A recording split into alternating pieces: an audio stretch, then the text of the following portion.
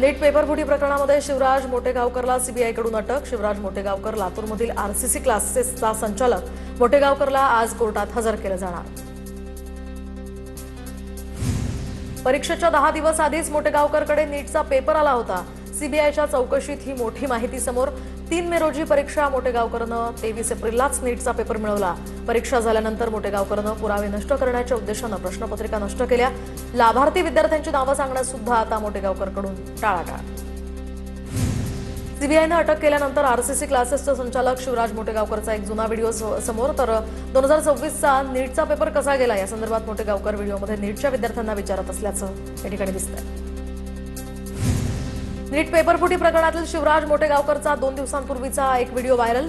21 जूनला होणाऱ्या फेर परीक्षेवरून सुद्धा मोटेगावकरचा हा व्हिडिओ।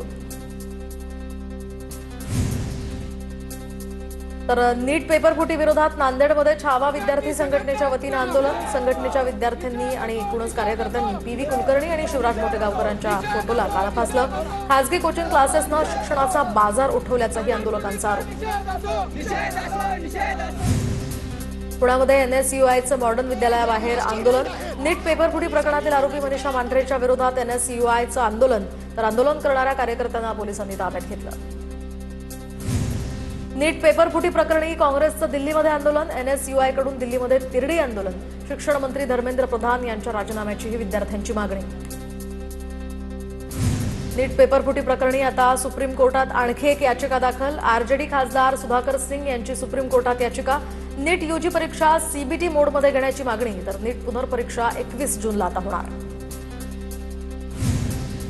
नीट पेपर फुटीला भाजपच जबाबदार। नीट पेपर फुटी प्रकरणामध्ये भाजपचे लोक, अटक केलेल्या आरोपींचा भाजपशी संबंध, संजय राऊतांचा आरोप। तर नीट पेपर फुटी प्रकरणामध्ये भाजपचा काहीही संबंध नाही, संजय राऊतांच्या आरोपाला नवनाथ बन यांचं उत्तर। 12वीमध्ये सामान्य कामगिरी करणारे सीईटीमध्ये 100% कसे मिळवू शकतात, सचिन सावंतांचा सवाल। तर चंद्रकांत पाटलांचं यावर काय मत आहे, महाराष्ट्राच्या जनतेला हे कळायला हवं, सावंतांचं वक्तव्य। रायगडचं पालकमंत्रीपद शिवसेनेला जाणार असल्याची सूत्रांची माहिती। विधान परिषद निवडणुकीमध्ये 16 जागांपैकी रायगड रत्नागिरीची जागा राष्ट्रवादीला सुटणार। मात्र राष्ट्रवादीला जागा देण्यास शिवसेनेच्या स्थानिक नेत्यांचा विरोध। अनिकेत तटकरे विधान परिषद निवडणूक लढवण्याची दाट शक्यता। नाशिकच्या लासलगाव बाजार समितीमध्ये कांदा प्रश्नी रोहित पवार आक्रमक। कांदा उत्पादक शेतकऱ्यांसोबत रोहित पवारांचं आंदोलन। कांद्याच्या दरात घसरण झाल्यामुळे रोहित पवार आक्रमक। कांदा उत्पादकांमध्ये हिंदू समाजाचे सुद्धा शेतकरी आहेत। नितेश राणे आता का बिळात जाऊन लपलेत, या बिळाच्या बाहेर यावं। तर ते फक्त वरिष्ठांकडून आदेश आल्यानंतरच नाचायला लागतात। रोहित पवारांची नितेश राणेंवर खोचक टीका।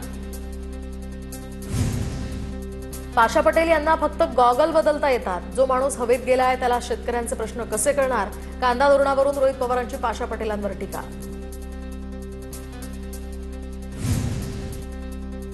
तर कुणीही टुकार काहीही बोलत असेल तर गांभीर्याने घेणार नाही, रोहित पवारांच्या टीकेवर पाशा पटेलांचं प्रत्युत्तर। रोहित पवार मला खालची भाषा वापरायला लावू नका, पाशा पटेल यांचा इशारा।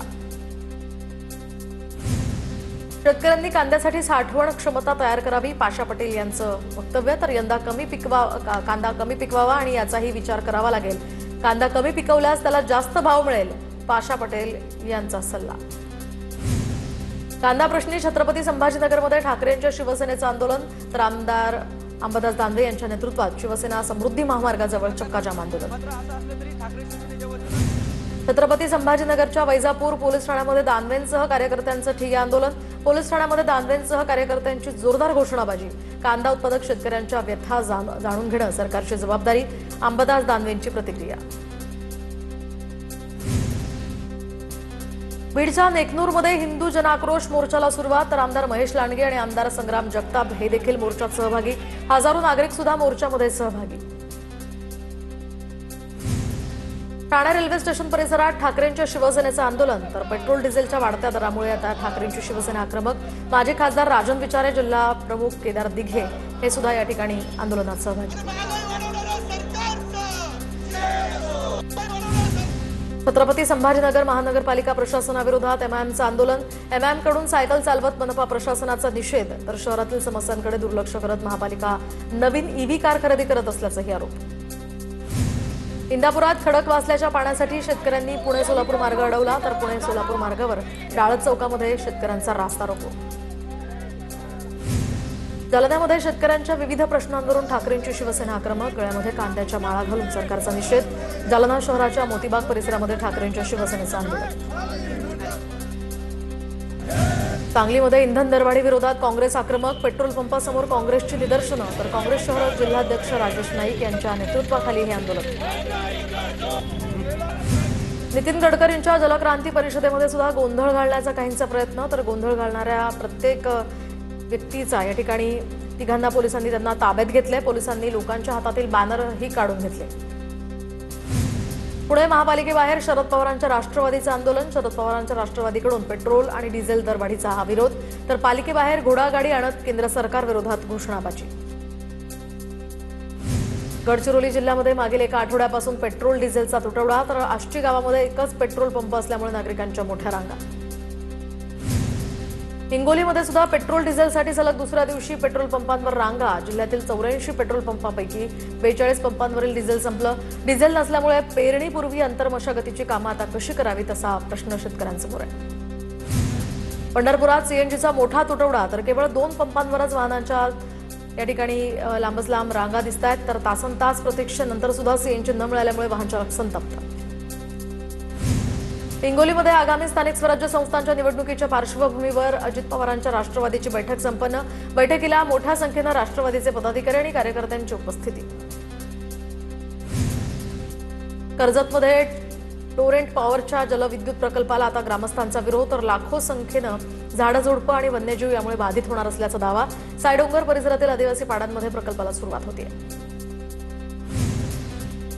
मुंबईत बनावट जीएसटी बिलं तयार करून 40 कोटींची फसवणूक केल्याप्रकरणी मुंबई जीएसटी विभागाकडून अमित उपाध्याय याला अटक, तर अमित उपाध्याय 8 पेक्षा अधिक कंपन्यांचा संचालक। अमित उपाध्याय विरोधात ईडीकडेही तक्रार दाखल।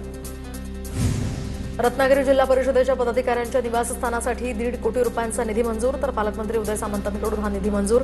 प्रशासकीय राजवटीमध्ये या निवासस्थानाकडे दुर्लक्ष झालं होतं। जळगावच्या रावेरमध्ये केळी निर्याती संदर्भात महत्त्वपूर्ण बैठक। केंद्रीय पथकाच्या दौऱ्यापूर्वी कोल्ड स्टोरेज आणि निर्यात सुविधांवर जिल्हाधिकाऱ्यांसह उत्पादकांचीही चर्चा। जळगावच्या सराफा बाजारात सोनं आणि चांदीच्या दरात सध्या वाढ, तर सोन्याच्या दरात 500 रुपयांची आणि चांदीच्या दरात 4000 रुपयांची वाढ। सोन्याचे दर आता जीएसटीसह 1,61,000 तर चांदीचे दर जीएसटीसह 2,75,000। बुलढाण्यामधील मालेगाव पिंपळारा या ठिकाणी रस्ता वादात, तर पुलांशिवाय झिगझॅग पद्धतीनं रस्त्याचं काम केल्याचं समोर। ठिकठिकाणी खोल खड्ड्यांमुळे वाहन चालकांच्या जीवाला धोका, त्यामुळे लवकरात लवकर हा रस्ता त्वरित सुधारावा अशी मागणी। जळगावच्या रावेरमध्ये जिल्ह्यातील पहिल्या दिव्यांग सामूहिक विवाह सोहळा उत्साहात संपन्न। 18 दिव्यांग जोडपी विवाहबद्ध या ठिकाणी झाली आहेत, त्यांच्या नव्या आयुष्याची इथून सुरुवात झाली आहे। पुण्याच्या भोरमधील सांगवी भिडे गावाच्या परिसरात स्वराज्यभूमी प्रतिष्ठानकडून विरंग संवर्धन मोहीम, तर आता रोहाडा खोऱ्यामधील डोंगर परिसरात ही मोहीम राबवण्यात आली आहे। बीएसएनएलच्या सेवानिवृत्त कर्मचाऱ्यांना परतावा मिळणार। केंद्र सरकारच्या VRS 19 या योजनेअंतर्गत निवृत्त कर्मचाऱ्यांना सानुग्रह अनुदान मिळणार। प्राप्तिकराविरोधातील न्यायालयीन लढ्यामध्ये संघटनेला निवृत्त कर्मचारी संघटनेचा यश। नंदुरबारमध्ये जलजीवन मिशनची कामं संथ गतीनं सुरू। 2604 पैकी फक्त 615 कामं पूर्ण, उर्वरित कामांची प्रतीक्षा अजूनही कायम। अक्कलकुवा धडगावातील 590 ठिकाणी भूजलाअभावी कामांना अडथळा। गोंदिया जिल्ह्यामध्ये तापमानाच्या तडाख्यानं नागरिक हैराण, तर जिल्ह्यातील तापमानाचा पारा 42 वर। नागरिकांना काळजी घेण्याचंही आवाहन। वर्ध्यात वाढत्या उष्णतेमुळे पेट्रोल पंपांवर फॉगर फॅन लावून गारव्याची झुळूक, तर पेट्रोल पंपांवरील कर्मचाऱ्यांसह ग्राहकांना सुद्धा उन्हापासून काहीसा दिलासा। वर्ध्यात इतर ठिकाणी तापमान 46 अंशांवर पोहोचल्यामुळे नागरिक हैराण। रत्नागिरी जिल्ह्यामध्ये तापमान वाढीमुळे भाजीपाल्याची आवक सध्या थांबली। जास्त उन्हामुळे भाजीपाला नष्ट होत असल्यामुळे स्थानिक शेतकरीही चिंतेत। पेट्रोल डिझेलचे दर वाढल्यामुळे भाजीपाल्याच्या किमतीतही वाढ, तर गाडी भाड्यासाठी अतिरिक्त पैसे लागत असल्यामुळे भाजीपाल्याच्या किमती वाढल्या। किमती वाढल्यामुळे गृहिणींचं आर्थिक बजेट कोलमडलंय।